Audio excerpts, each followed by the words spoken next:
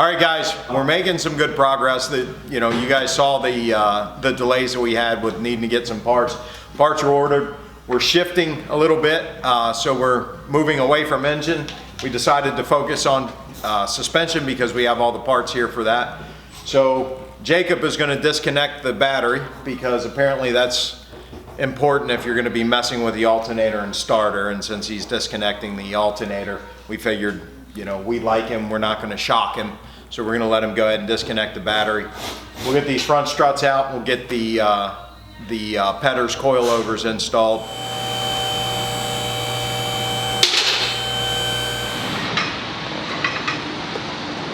What are we up to? Oh, you want me to say things now? Yeah. So we're going to pull these old struts out. Bill, you want to get a sweet shot of that? Sweet shot. We're going to pull this strut out, and we're going to replace it with coilovers, which are on this table over here. So we've got one already assembled, but this is the replacement that'll go in it, but we do have to reuse the old hat on the OE shock, so we actually have to drill a little hole in here so we can have our adjustment easily accessible. But I'm going to go ahead and get the other one pulled out, and we will compress the spring, pull our hat off, and swap it out.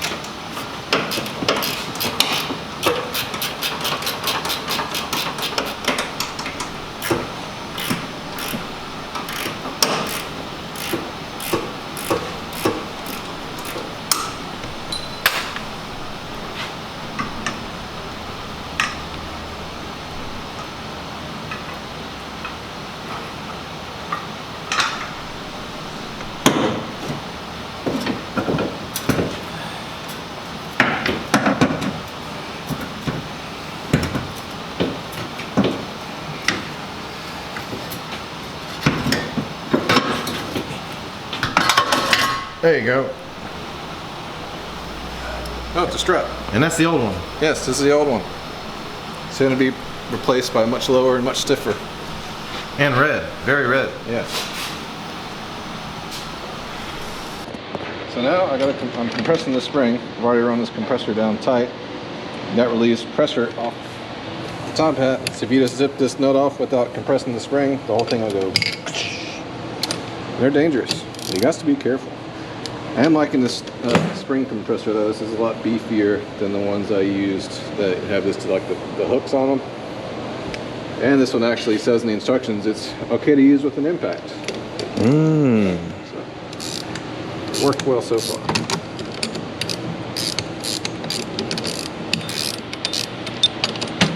And pull the nut, the washer off. And now take this.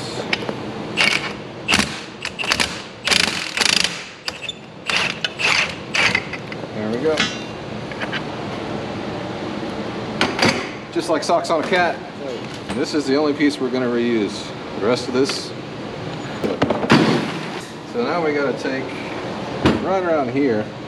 We got to drill a hole. We use this little extension here. It goes through this little hat doobly. See, just like this one.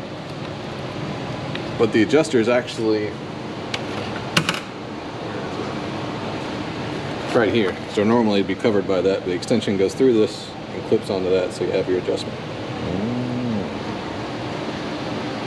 Mr. McGowan? Sir, What are we working on? we're getting ready to paint an oil pan.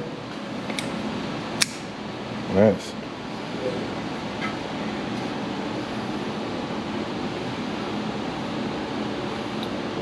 I like to leave all the factory stuff on it, so we'll just tape around it and It's not every day a boy gets to whitewash an oil pan. Miss Sugar's excited. I'm gonna measure from right about here back 13 millimetrics. We'll say right there.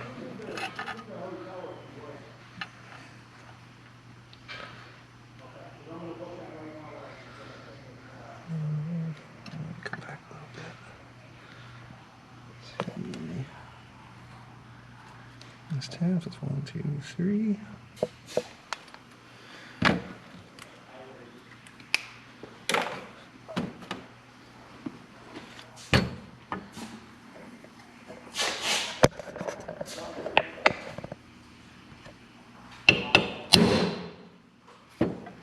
I don't even think they make a half a foot.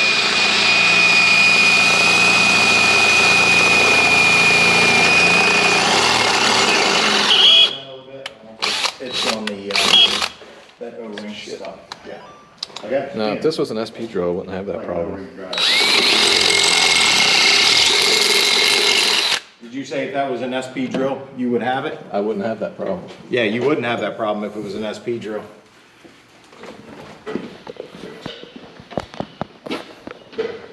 So that goes right there like so.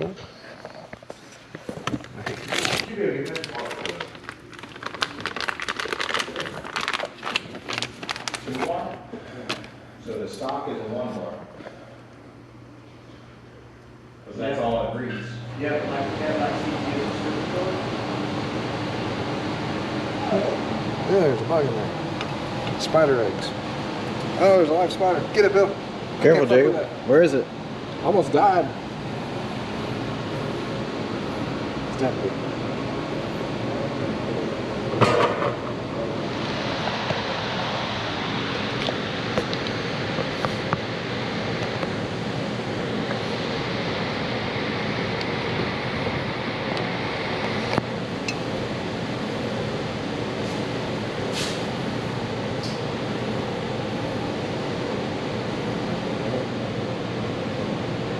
Okay.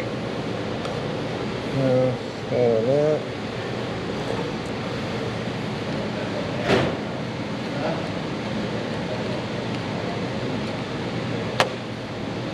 It's down here.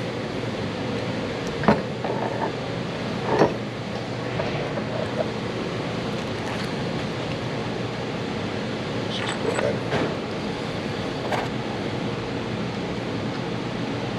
Nope, that is not the right nut. There we go.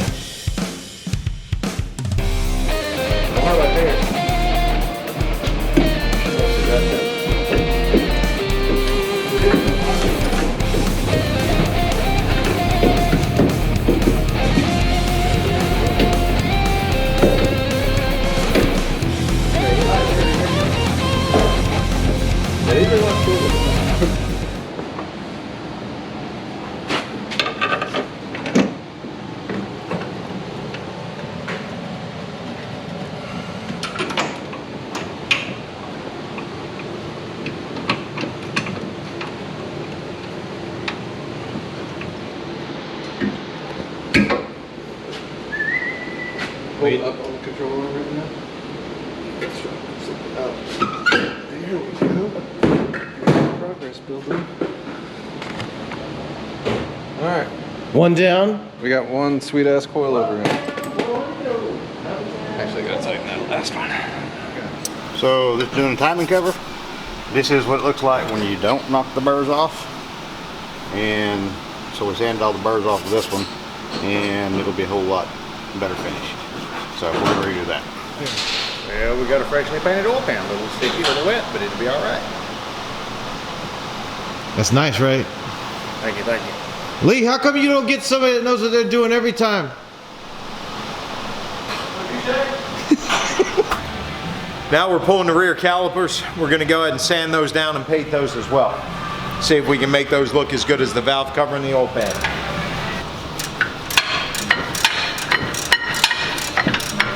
He's not even working, he's on the phone. Jacob said that's his car. He's got both of them. He's double tasking. I pulled the other cart out just to let them know, you know what, we actually do have another cart. I think he would care. Absolutely not. He commandeered that one. He's When we go out the first inaugural run, fucking wheels are gonna fall off.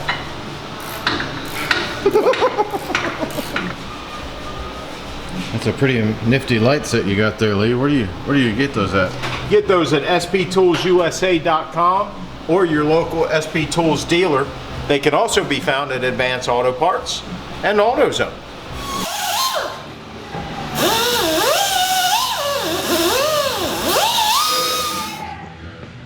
Jacob, what are you installing? Tighten up the sway bar length.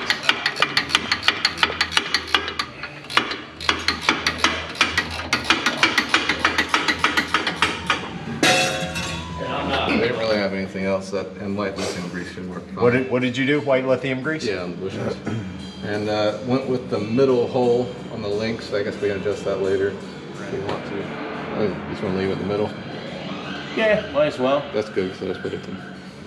It's convenient that way. You want to tighten these back up? Stuff. So far on the front, we've pulled out the original McPherson struts and we replaced them with fully adjustable coilovers. We're also doing a sway bar kit that will be stiffer and hopefully eliminate some of the body roll on the track.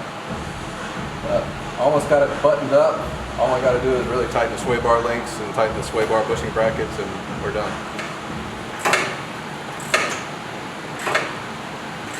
Alright, so this is what came out of the car, and this is just your standard stock OE McPherson strut. It's very heavy, no adjustment to speak of. But, and this is what we're going to, and this is a coilover shock. And the advantages of this, number one, it's lighter. Number two, it gives us a lot of adjustability, and has a stiffer spring rate that'll help reduce body roll, make a little bit faster on the track. But our ride height adjustment is right here on the bottom. We can just break this lock nut loose and turn this, and that can bring our ride height up and down. We also have the damping adjustment right up here on the top. It's easy to get to. All you have to do is pop the hood. You can dial in a few clicks in or out to make the damping harder or softer. I figured now is a good time to do a quick. Oh, no, please go ahead. No, I'll wait. no, it's fine. Just trying to finish the part. So the original plan was turn this car into a 1,000 horsepower monster. We decided to back off of that a little bit, mainly due to some of the engine stuff that we wouldn't be able to get done in time for this last minute event that David Ankin from Toy Makers invited us to. So we set that new target in that 750, 800 range in terms of horsepower. We ordered forged pistons, rods, strengthened the inside of the engine. We're upgrading the lifters. We had to upgrade the valve springs. We've had to upgrade the push rods. Suspension, aside from the engine, is probably one of the biggest weak spots on the Ute. It's a really cool vehicle, but at the same time, the suspension is not as sporty as the car looks. So we upgraded the front and rear sway bars. We've also upgraded the suspension to coilovers front and rear. Jacob has the coilovers done front and rear. We got to tighten up one bolt, and then the suspension part of this is done. We have the pistons and rods are in. The new cam is also in, so we went with Cam Motions. Makes a specific grind of a cam specific to centrifugal superchargers. So that's what we decided to go with. Plus they're great folks over there in Louisiana, excellent customer service. Got the cam put in, need an updated cam gear. The cam we took out was a single bolt. The one that went in is a 3-bolt, so that kind of slowed that engine progress a little bit. We've got those parts coming overnight. They should be here tomorrow. We'll get the rest of the engine buttoned back up. Once that's in, then we're going to do the Pro Charger install. And then we'll figure out where we're going to put the methanol kit. So we're putting a methanol kit in it. We also had to do an upgraded steam kit, 4-corner steam kit. The one that we ordered from Summit was from Earl's Plumbing or Earl's Performance or something like that. Not trying to throw anybody under the bus, but since nobody paid us to do any of this, nobody gave us free parts, this isn't a sponsored build, I can tell the truth. And their kit sucked. It was missing all of the parts that you need to actually connect it to the vehicle. And the worst part about that is they don't tell you. So if there's anything frustrating when it comes to a build, it's not having everything that you need to finish the job. So that's going back to Summit because they're great. Their customer service is awesome. And we ordered one from TrickFlow that does actually have all of the parts and pieces that we need. So Earl, down there in Australia, get your shit together, buddy. So tomorrow, 4-corner steam kit, upgraded timing gear set. The crank gear is going to give us 9 adjustments so we can advance the cam to find that happy spot that we're looking for, get the most of it, performance out of it.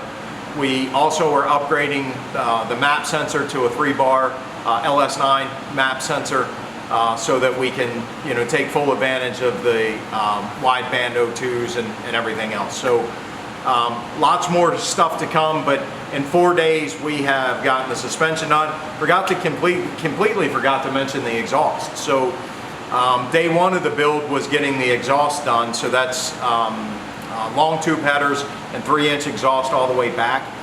We ordered that from X-Force. That's what we decided to go with. Great guys, great service. Answered all my questions, really helpful with the build. And the exhaust sounds amazing. So when Bill puts those clips out there, you guys will really appreciate that.